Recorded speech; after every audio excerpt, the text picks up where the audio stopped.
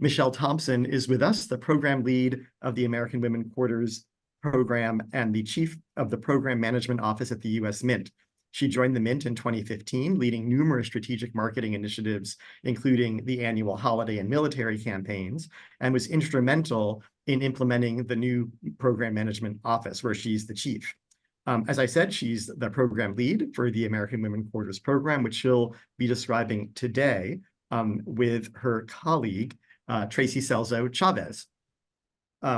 Tracy Scelzo-Chavez serves as program analyst at the U.S. Mint.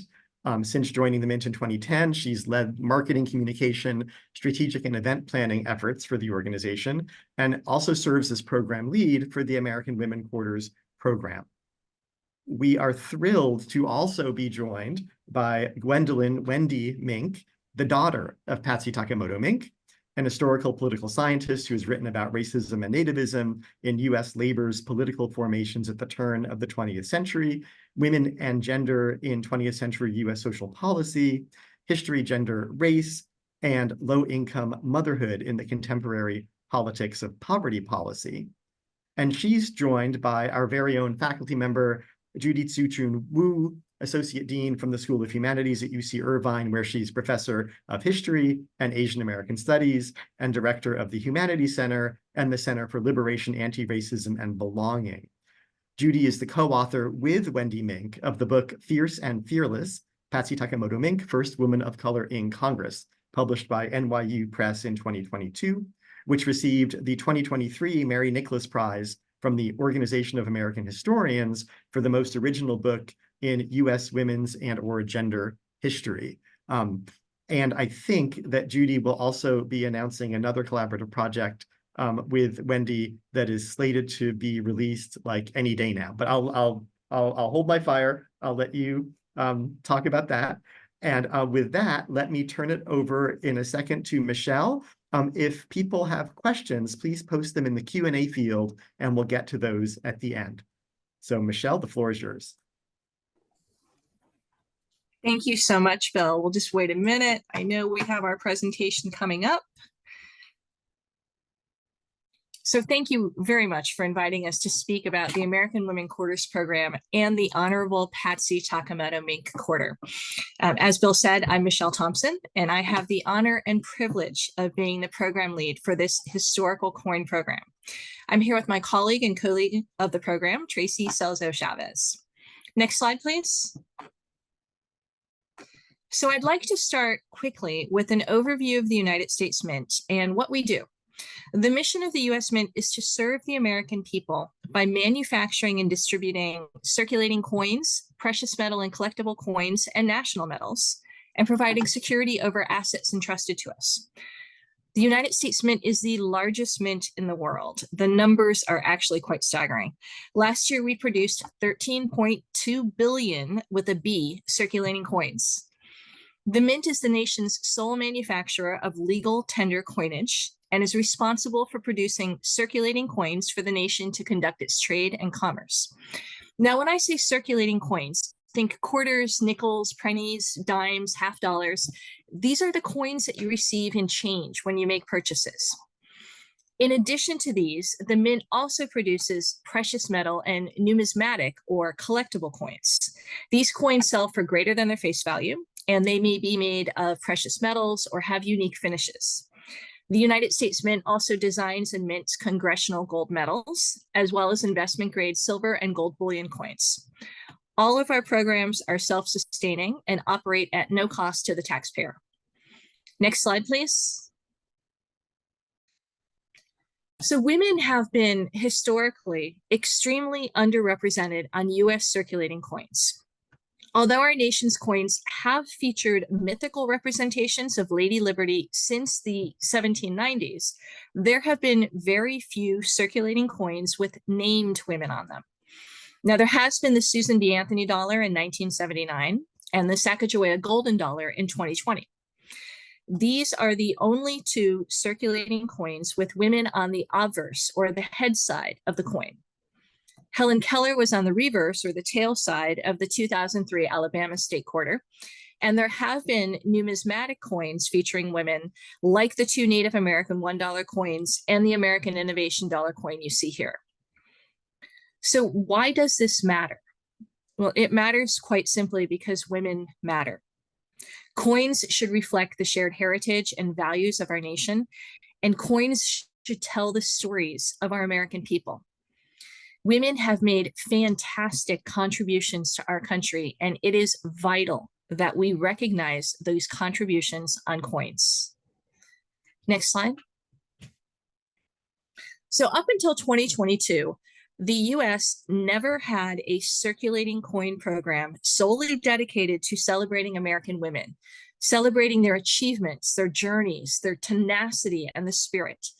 The United States Mint is proud in the American Women Quarters program to honor a very diverse group of inspirational women through this 4-year circulating program.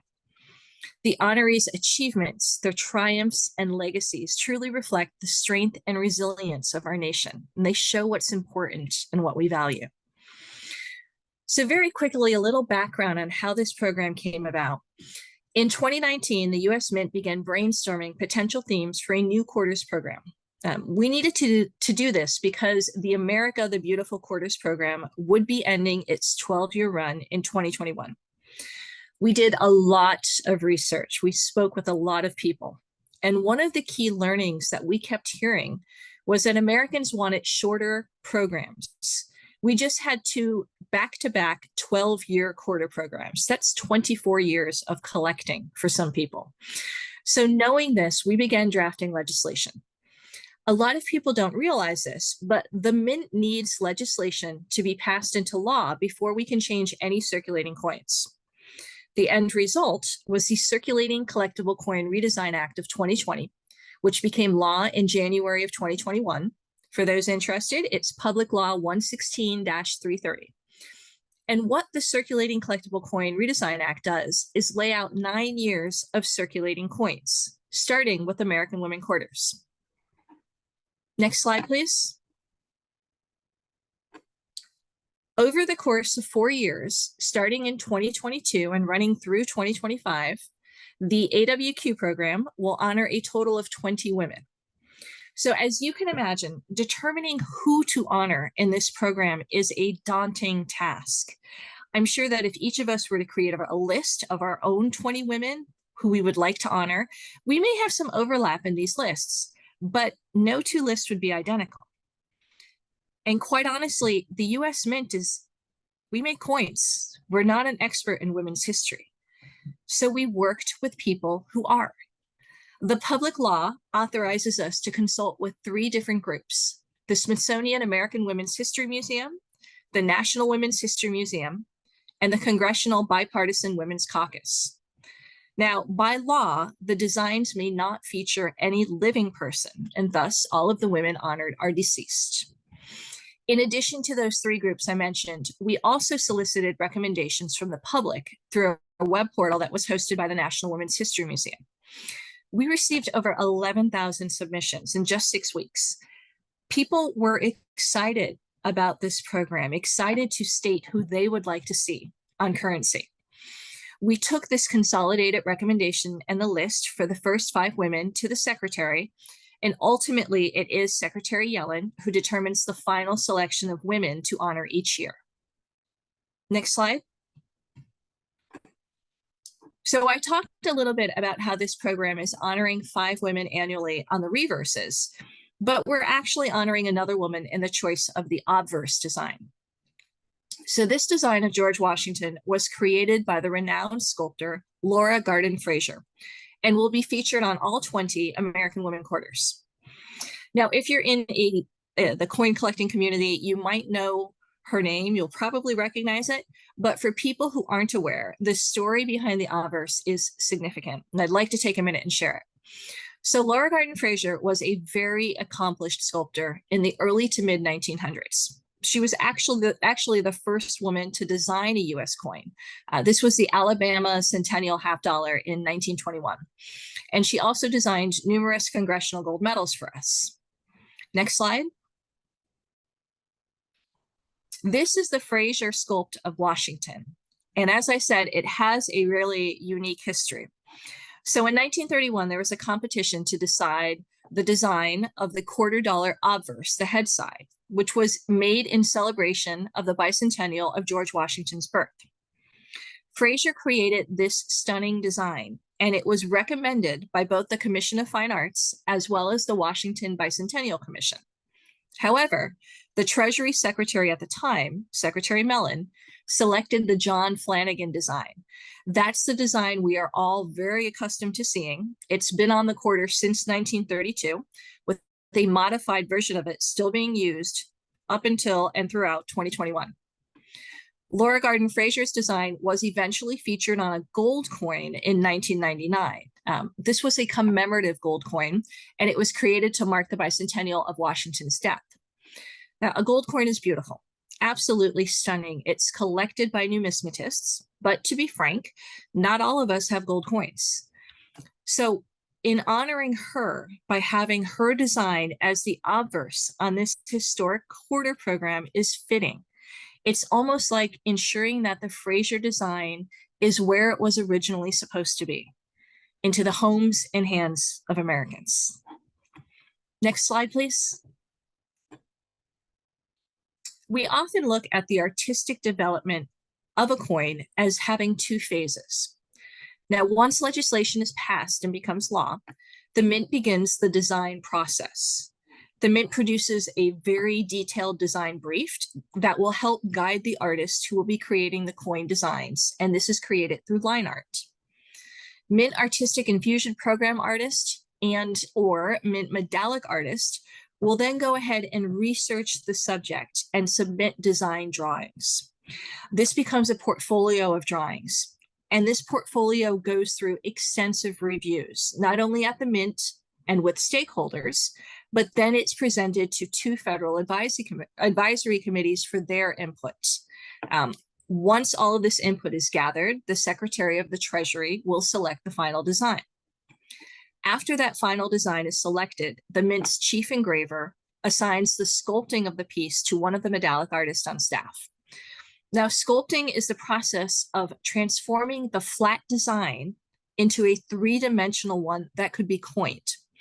You can see on this slide the selected line art from the designer on the left, which is then given to a medallic artist to sculpt, resulting in the final coin on the right.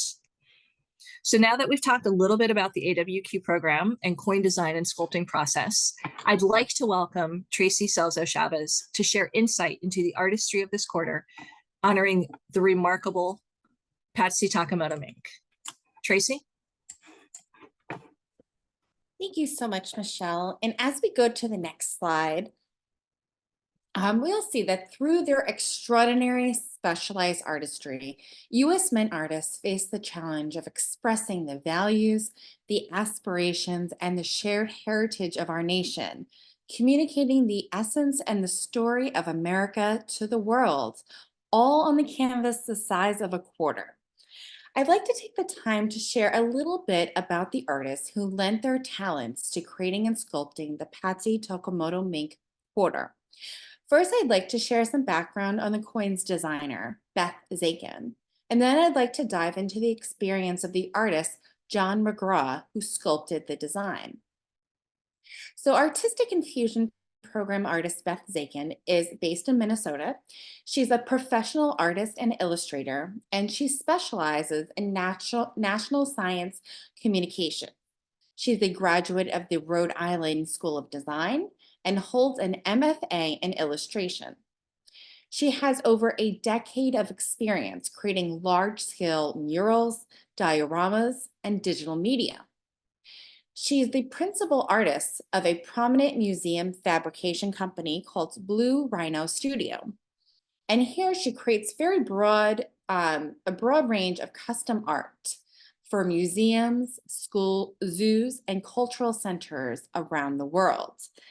Now, it was quite hard to pick just a few of her pieces of art, but the examples that you see here can also be found in the Children's Discovery Museum in San Jose and the Minnesota Zoo.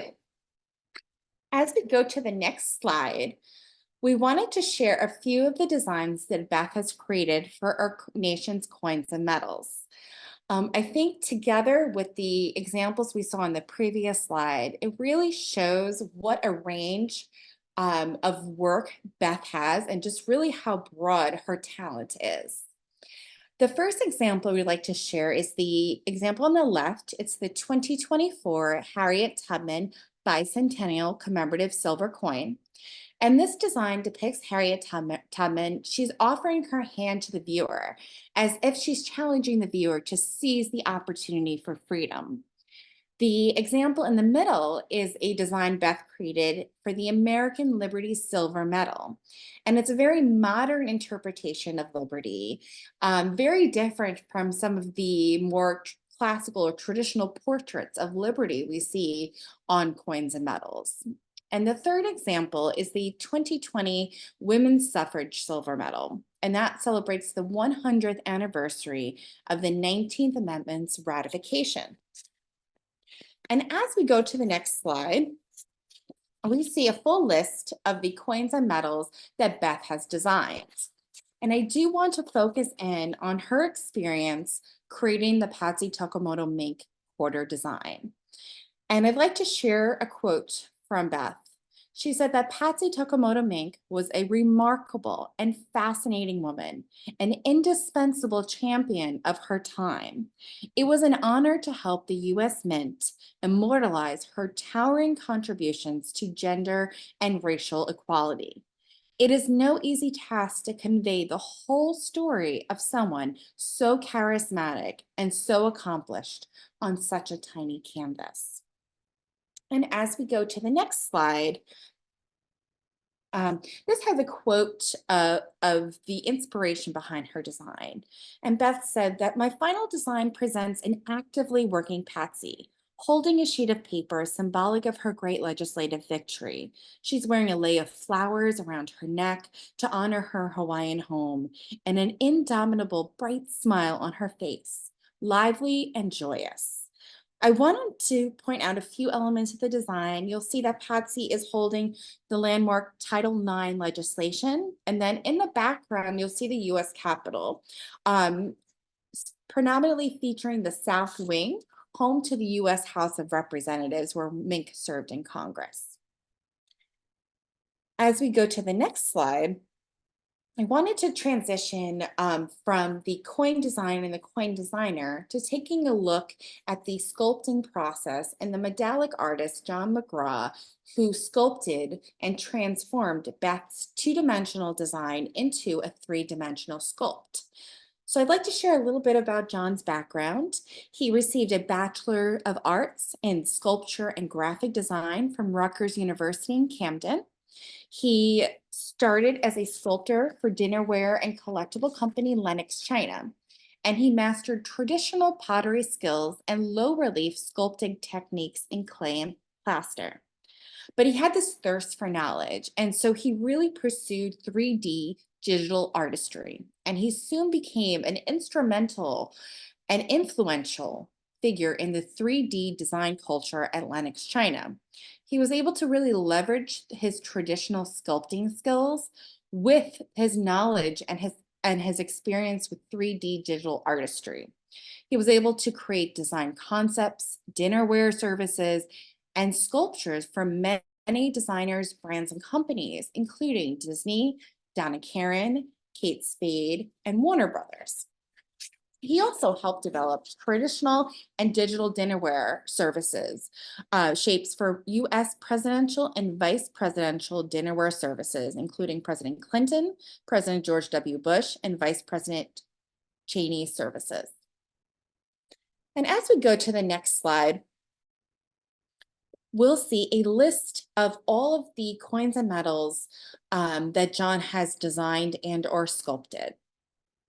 We were lucky enough to have John join the Mint in 2014, and he joined as a product design specialist. 6 years later, he became a medallic artist. And medallic artists may use traditional media, such as clay and plaster. They may use digital software or a combination to sculpt the coin model. And the final digital model is used to carve the design in steel using computerized tooling, producing a master hub, which makes the die used to stamp the coin. Again, it was hard to just pick a few examples of John's amazing work.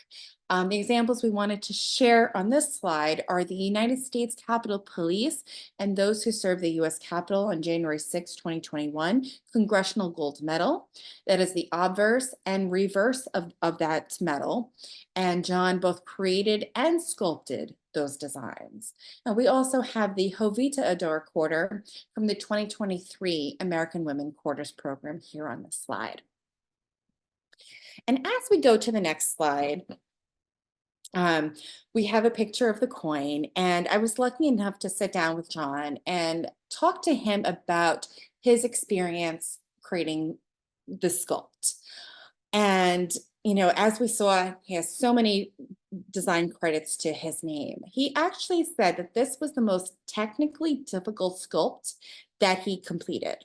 And when you look at the coin design, you'll see so many of the elements actually overlap, and that really led to some of the high difficulty in the sculpt.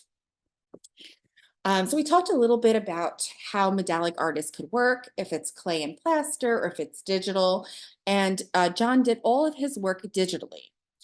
First, he used a software called Alias to block out the basic shapes of the design. And he paid attention really to the heights of each shape and how the shapes were interacting with one another. Once he was able to get each shape in its proper position, then he was able to work on some of the details. So the overall shape of Patsy's hair, her nose, her eyes. It is at that point that he used another tool in software called ZBrush for all of the fine details. And when you really look at the design, you see how intricate some of these details are, especially when you look at the details of the US Capitol. And when you look at the sculpt, you'll notice there's a lot of texture in different areas. And that was an artistic choice that John made. He really wanted to make sure that there was a lot of texture in the lei that she was wearing, since it did represent her home state of Hawaii. And there's a lot of texture in her hair. Now, this assignment was very meaningful to John, and he said that Patsy Takemoto Mink was an inspirational figure in history. He wanted his work to show her strength, her charisma, and her influence. And I think he really did do that and accomplish that. As we go to our last slide, the next slide, this is the examples of the coins that we have or will be releasing this year in 2024. And I wanted to speak just quite briefly on the women that we are honoring.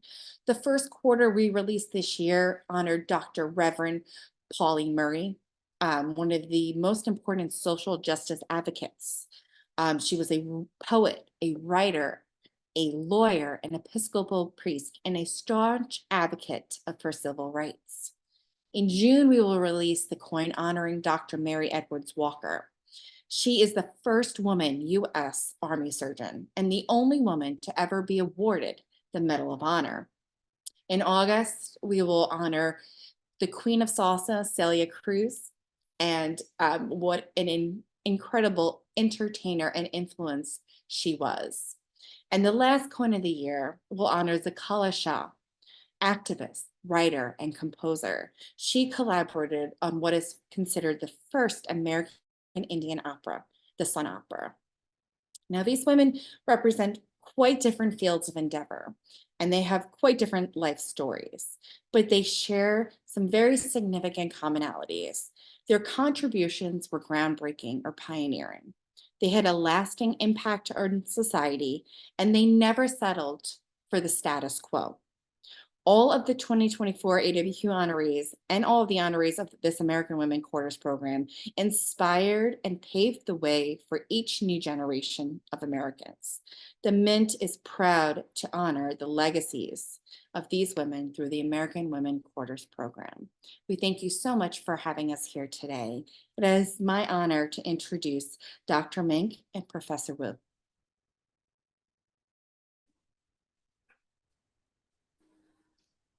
Thank you so much, Michelle and Tracy, for sharing that fascinating history of the quarter.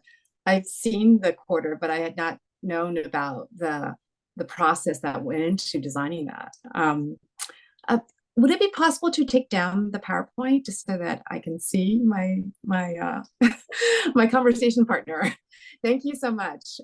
Again, my name is Judy Wu. I'm a professor at UC Irvine, and it's wonderful to be in conversation with Wendy Mink. We've had a 10+ year collaboration working on the biography of Patsy Mink, her mother.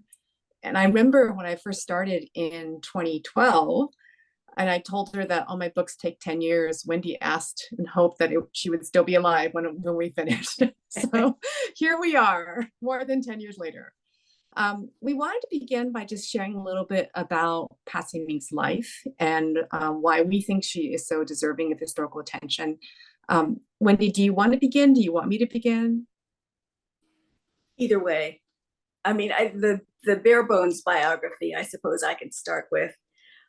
She was born nearly 100 years ago on the island of Maui, in the town of Paia on the island of Maui in Hawaii, where she was raised and lived until she was 16 years old, when she graduated high school and went off to college. She grew up during the Great Depression. She came of age during World War II, and she sort of set out as a full-grown adult with a family during the McCarthy era. And all of those pieces are part of the sort of fabric of intellect and philosophy and challenge that she navigated as she made decisions about activism and advocacy and public service, which is where she spent the bulk of her professional life. She went on to serve in the territorial legislature in Hawaii during the 1950s. She then ran for the US Congress in the mid-1960s and was elected in 1964, becoming the first woman of color elected to Congress to serve in Congress.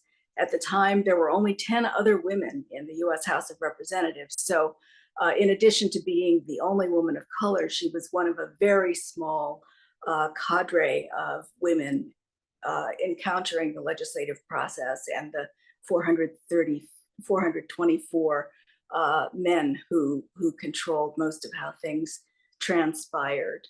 You want to take it from there, Judy? Thanks, Wendy. Maybe I'll just highlight a few things about why I particularly became really interested in Patsy Mink. I had always known of her, but in so many ways, her life and career were outliers. So she was in Congress from 65 to 77, and again from 1990 to 2002. And in fact, she passed away in Congress, and her electorate in Hawaii wanted to honor her and still elected her after she passed away as a sign of their respect for her.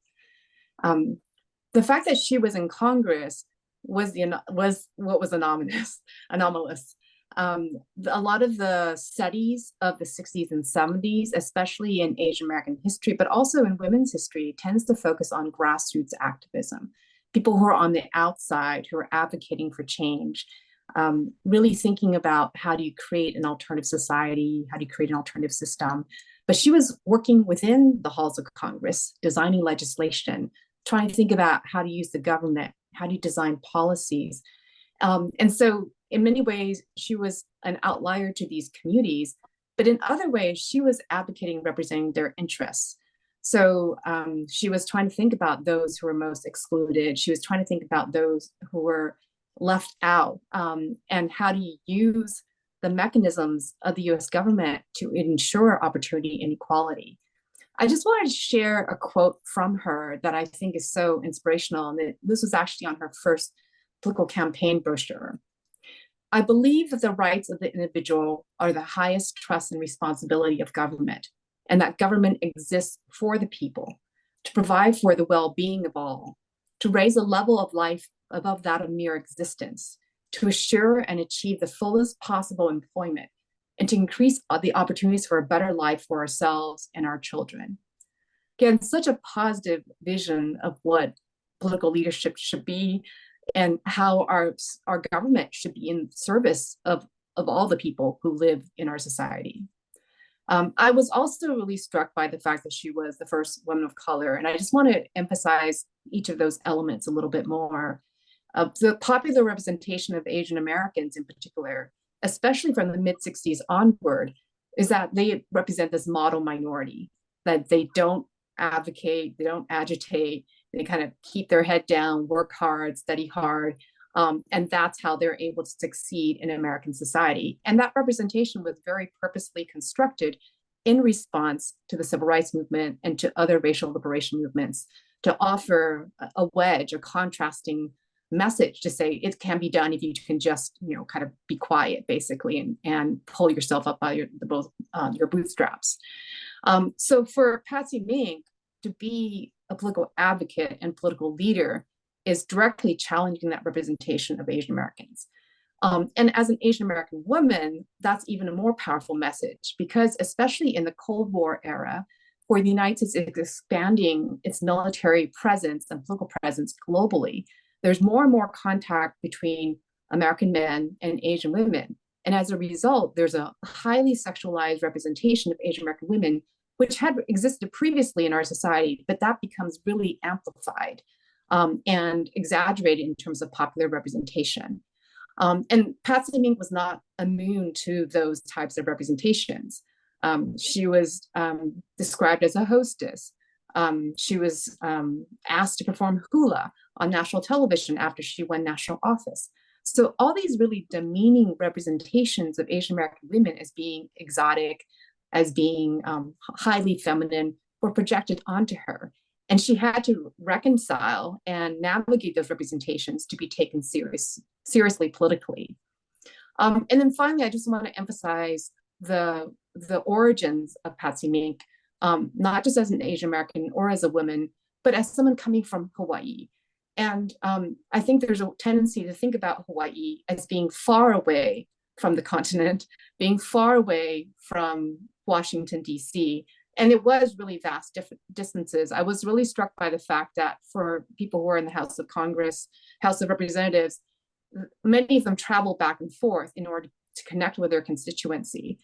And Patsy had exactly the same amount of money and the same amount of time as someone who might take the train and go to New York City to reconnect. But instead, she has to take these trans-Pacific flights out to Hawaii.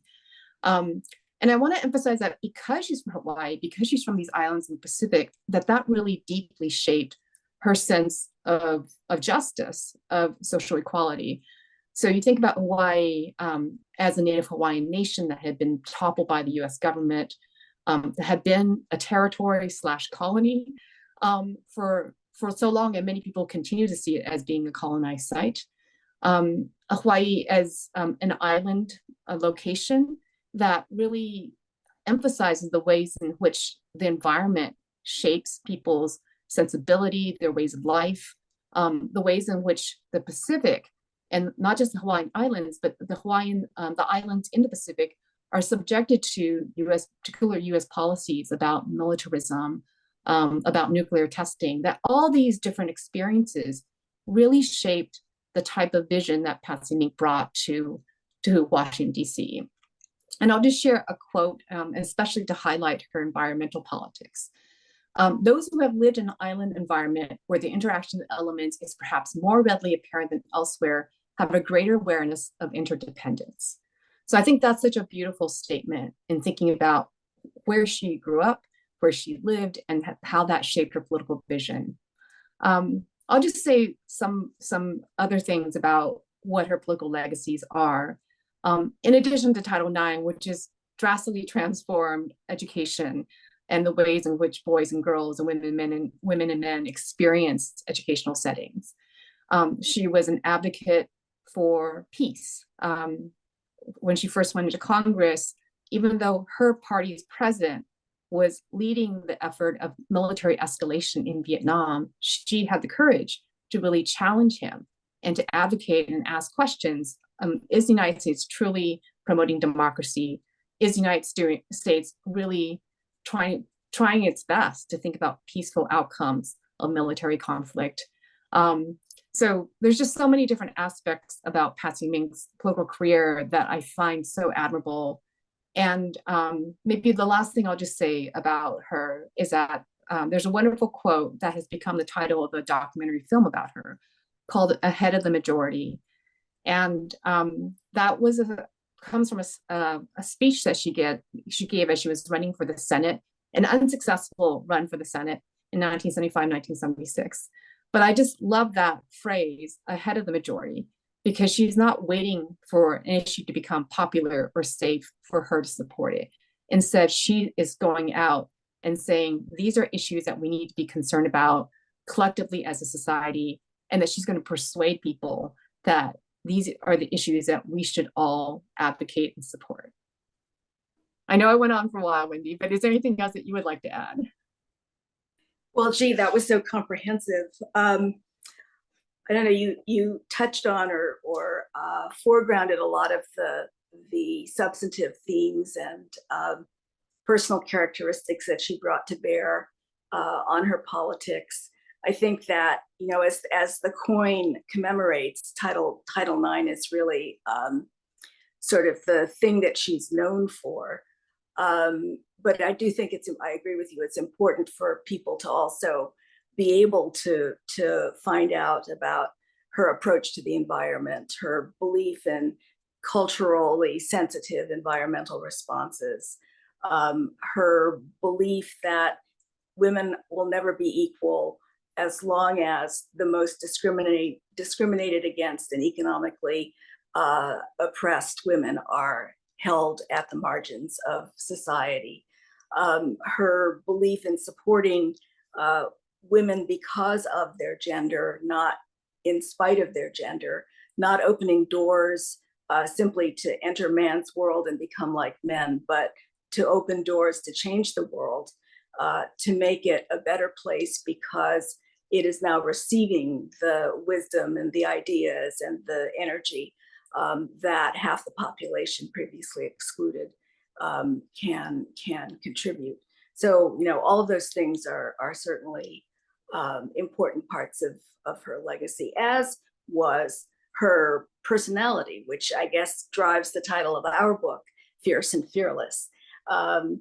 You know, because as you point out with that quote about ahead of the majority, she was not afraid to be courageous. She was not afraid to be persistent. She was not afraid to be insistent about the things that she cared about and the principles she was advancing, even if she stood alone, right? She wasn't afraid to be the solitary voice.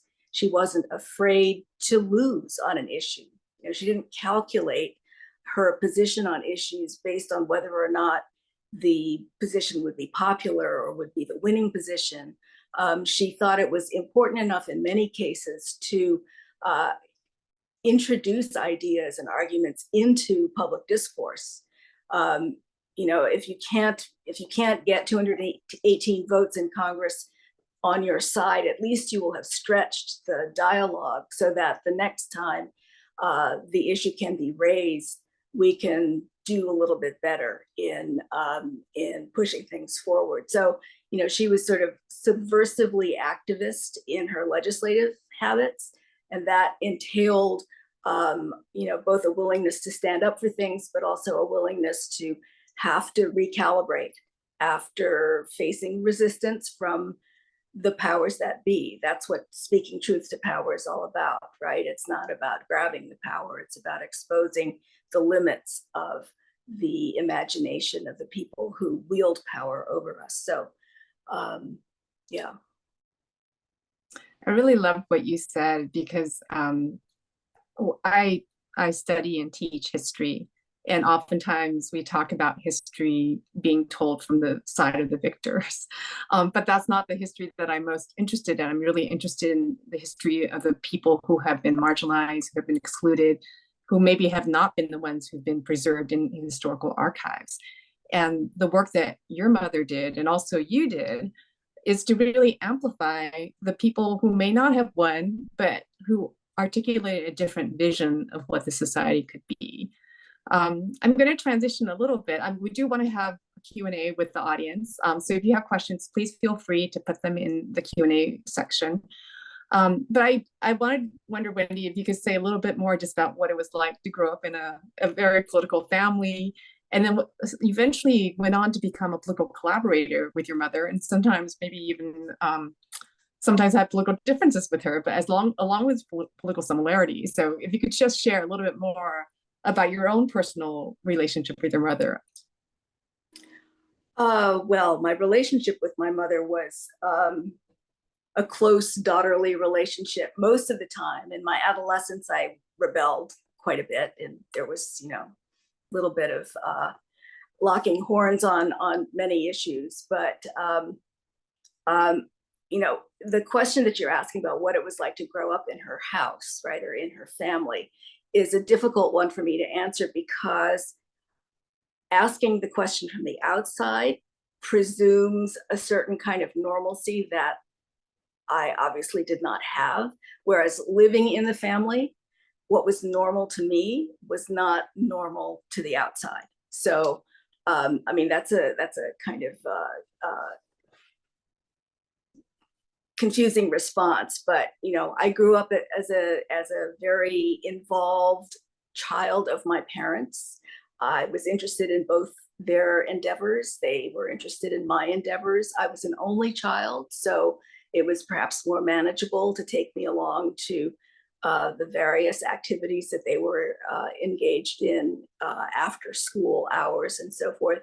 And I was thoroughly fascinated, especially by sort of political mystery and intrigue and conflict, and how those sorts of things would be resolved. So it was it was a very satisfying childhood for me. But I recognized that for my cousins, my schoolmates, or whatever, it was not normal. Thank you for sharing that. People often ask, who is Patsy Mink? And I think that she's still not as widely known as she should be. There was a Hulu series on Mrs. America that looked at feminist and anti-feminist politics in the 1970s, and she doesn't even show up as a minor character. But I know that former Speaker of the House Nancy Pelosi, other political leaders in Congress, Judy Chu, Mazie Hirono, have been advocating for greater attention to your mother. I was so thrilled that we were there in 2022 for Women's History Month to celebrate Patsy Mink and also Billie Jean King. There was a portrait unveiling of her later that summer in June for the 50th anniversary of Title IX. And then we were just there in DC for a celebration of the quarter. And I just wondered, for you, what has this kind of moment, this kind of greater attention to your mother, what has that meant for you? Well, it's sort of bittersweet in a way. It's very heartening. It's brings incredible pride and joy, I guess, to see her recognition of her life and of her work. More importantly, an opportunity to discuss the continuity of work that is necessary to accomplish the kinds of objectives that her advocacy and activism were all about. But the bittersweet part is that I wish she could be around to enjoy the recognition, because in her lifetime, she was resisted by political peers, but by other candidates, by other legislators. She was certainly not by her friends. Surely she was recognized and honored, and the allyship and whatever was kind of sacred among feminists and among civil rights activists and so forth. But in general, she didn't get to see the kind of recognition of the important consequences of her service, right? And some of those important consequences were things like Title IX that were victorious, that have had ripple effects throughout society. And some of those consequences were just being kind of a role model, willing to stand up, advocate for peace when it's not popular to do so, or when there are personal costs for doing so. People people slapped her down as a communist for being against the war in Vietnam, right? And I think that sort of coming to a point where all of that is part of the package that makes her such an important contributor to American political history, to American politics and social change. I think that's very meaningful to me, but also makes me a little wistful that she's not here to enjoy that moment. I think that's completely understandable. I know we're going to transition to questions soon. I just wanted to share two things. I remember at the portrait unveiling that what really struck me were all these younger aides to congressional leaders who were just crowding around the portrait and so excited to be able to have their photo up with her. And I felt like there were a lot of women of color who were part of that group. And so it just felt like she will continue to be a role model for future generations of women who want to have a political voice, realize they can have a political voice, that they can have an impact. I'm also thinking about her 30th anniversary speech for the celebration of Title IX, and that was actually the year that she passed away. And certainly she celebrated the achievements of the legislation which mandates gender equity in schools that receive federal funding. But she was also saying that we have to be eternally vigilant, that the rights that have been achieved will not necessarily always be there. And so what we want is an engaged citizenry. We want people who want to speak up and advocate and do the right thing. And then finally, I'll just announce that Wendy and I have been working on a comic book biography of Patsy Mink, and I'm going to show you the backdrop in just a minute. I was really happy to be able to actually work with a former anteater, Bien Nguyen. She graduated just a few years ago from UCI and has recently received her MA degree in education at Harvard. So she is our illustrator, and we partner with the Department of Education for New York State, I think. It's either state or city. New York City. New York City, thank you. And also the UCLA Asian American Pacific Islander Digital Textbook Project. And they're trying to create free educational resources for, I believe, 9 through 14. So kind of high school and the first couple of years of college. So I'm going to change my backdrop and share that. And I don't know, Bill, if you're coming back to moderate discussion or if you, yes, thank you. Yes, I'm coming back, but change your backdrop. Let's see it.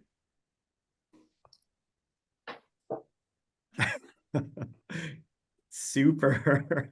Now I'm passing me care. Now, yeah, I know now it's so great. Thank you both so much. Such a great conversation. And thank you, Michele and Tracy. I have been collecting some questions. Some were emailed to me. There's one that's been posted. Let me start with a couple of Mint questions. I think they're pretty straightforward. The first is, does the Mint measure the numbers of coins in circulation? And is there any data on how many of these sorts of coins are taken out of circulation by collectors? And do you have any data on that? Like, can you say, like, you know, people are really taking the Anime Won quarter out, and they're spending whatever one? That's a great question. Yeah. That's a little bit tough to answer. So we know obviously how many we make, and we only mint quarters to the amount that the Federal Reserve Bank requests. So that's how we determine how many of each quarter to mint. I will say that in 2022, we made 2.5 billion of the American Women Quarters program quarters that went into circulation. It's harder to tell how many are out there and how many people are holding them and collecting them and taking them out of circulation. You meet some people at events and they tell you that they're looking for all of them. You know, we did find out when we first did the quarters program, the 50-state quarters program, it was somewhere where nearly half of all Americans were collecting these coins from their pocket change and keeping them. That's something that we're probably more able to find out after this is done and we really start doing some research and we're talking to people and find out if people are saving them, are they only saving their favorites? That's one of the reasons too, Bill, that we decided to do a 4-year program versus a 12-year program. We had a father say that when they first started saving quarters, it was him and his daughter, and they would look for the quarters, all 5 of them every year. And she was really excited as a 7-year-old. But when she was a 16, 17-year-old, he found out that he was the one finding the quarters on his own. So we really want to make this something that people could tackle without feeling a huge decade-long plus commitment to it. So stay tuned. As we find that information, we'll certainly share. Thank you. And the other one directed to you and Tracy is just a question about the degree of latitude that the artist is given in coming up with the design. Tracy, did you want to take this one? Yeah, sure. So, you know, the artists are really able to use their creativity. And a lot of the artists do a lot of background research, whether it's looking at documentaries, whether it's looking at photos. Our Office of Design Management also provides some really great background information.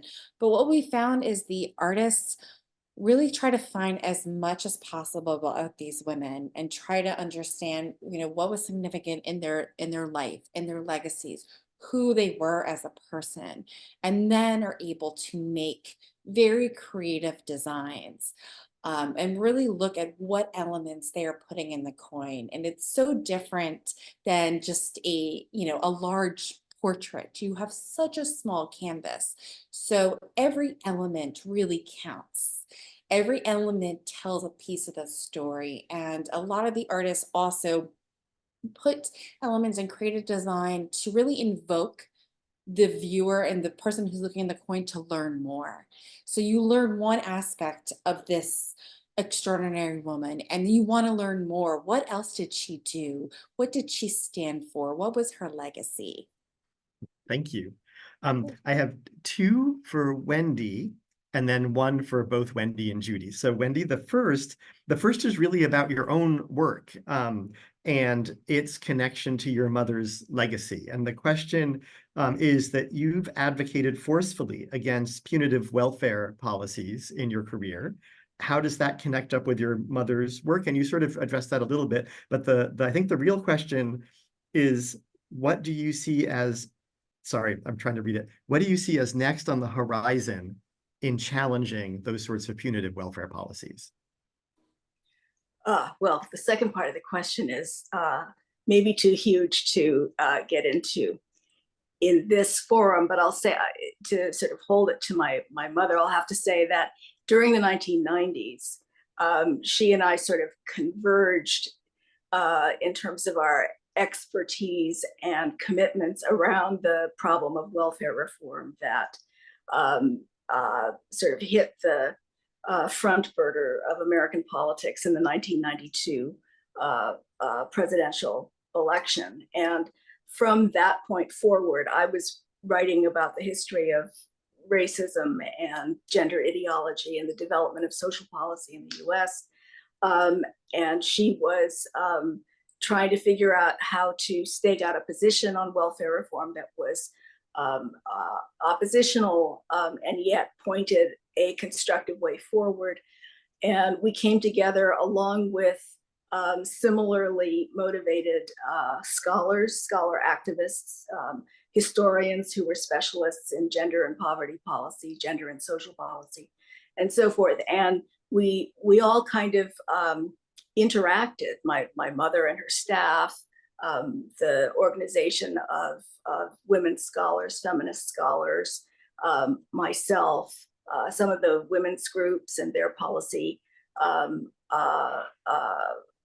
sides of their mobilizations and so forth. So it was a very concerted alliance and colleagueship that I had with my mother during the 1990s up until the point of her passing away in 2002. We tried ultimately in 2001 and 2002 to introduce an alternative omnibus piece of legislation to replace the horrible welfare reform that had been enacted in 1996. And that provided a template for arguing about the importance of recognizing caregiving, arguing about the importance of making sure that income assistance is available to permit families to live without precarity and so forth.